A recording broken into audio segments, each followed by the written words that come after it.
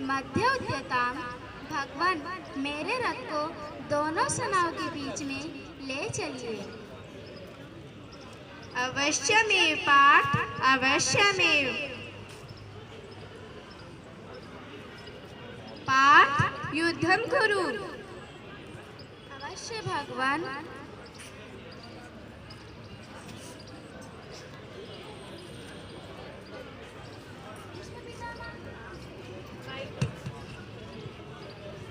गुरु द्रोण, कृपाचार्य, भगवान अहम युद्धम न करिष्यामि। भगवान अहम युद्धम न करिष्यामि।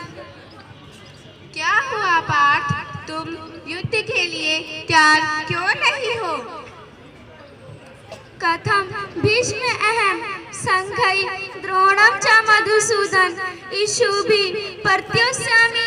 पूजा अरवरिसूदन, पूजा अरवरिसूदन। भो कृष्ण युद्ध क्षेत्रे भयभीतान् युद्धाभिलाषिन् स्वजनान् दृष्ट्वा मम अंगानि शिथिलानि जातानि।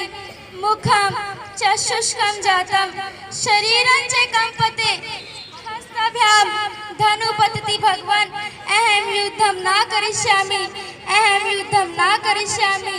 मैं किस प्रकार रणभूमि में बाणों के द्वारा भीष्म पितामह तथा गुरु द्रोण के विरुद्ध लड़ूंगा, क्योंकि हे केशव, वो दोनों ही मेरे लिए पूजनीय है, वो दोनों ही मेरे लिए पूजनीय है। हे अर्जुन, तुम इस असमय अकृति को क्यों प्राप्त हो रहे हो? यह उस मनुष्य के लिए अनुकूल नहीं जो जीवन के मूल्य को जानता है। इस हीन नपुंसकता को प्राप्त मत हो, यह तुम्हें शोभा नहीं देता। हृदय की दुर्बलता को त्याग कर युद्ध के लिए खड़े हो जाओ, युद्ध के लिए। भगवान अहम युद्धम न करिष्यामि। भगवान अहम युद्धम न करिष्यामि। गुरुन् हत्वा हि महानुभावा श्रेयो भोक्तुं भैक्षमपि लोके। हत्वार्थकामास्तु गुरु नहीं वे भुंज्य भोगान रुधिर पर दिग्धान। भुंज्य भोगान रुधिर पर दिग्धान। ऐसे महान पुरुषों को जो मेरे गुरु हैं, उनको मारकर इस संसार में जीने की अपेक्षा भीख मांगकर खाना अच्छा है। भीख मांगकर खाना अच्छा है। भले वे संसारिक लाभ के इच्छुक हो, किंतु है तो मेरे गुरुजन ही, किंतु है तो मेरे गुरुजन ही। यदि उनका वध होता है तो हमारे द्वारा भोग्य प्रत्येक वस्तु उनके रक्त से सनी होगी। भगवान, उनके रक्त से सनी। हे अर्जुन, सुनो। वांसांसि जीर्णानि यथा विहाय नवानि गृह्णाति निरोपराणि। तथा शरीराणि विहाय जीर्णा नन्याय संयाति नवानि देहि।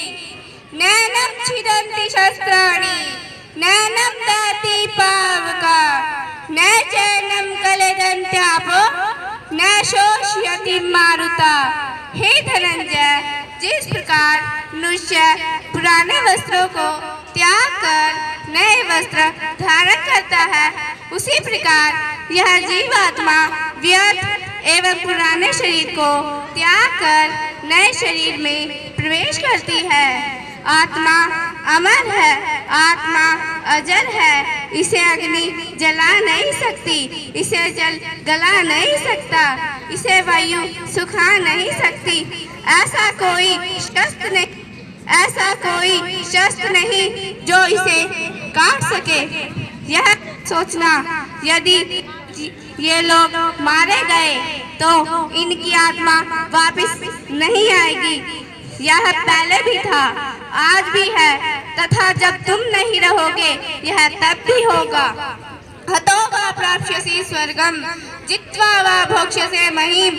तस्मात् उत्तिष्ठ युद्धाय कृत निश्चय, युद्धाय कृत निश्चय।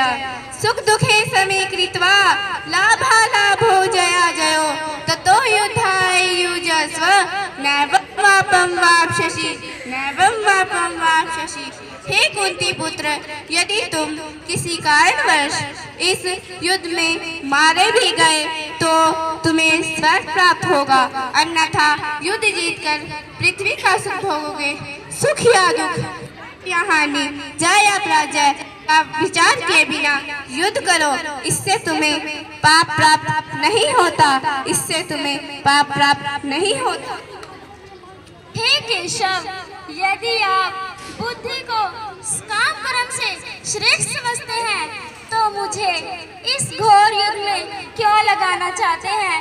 आपके व्यामिश्रित उपदेशों से मेरी बुद्धि मोहित हो गई है, अतः कृपया करके निश्चय पूर्वक मुझे बताएगी इनमें से मेरे लिए सर्वाधिक श्रेयस्कर क्या होगा, भगवान क्या होगा?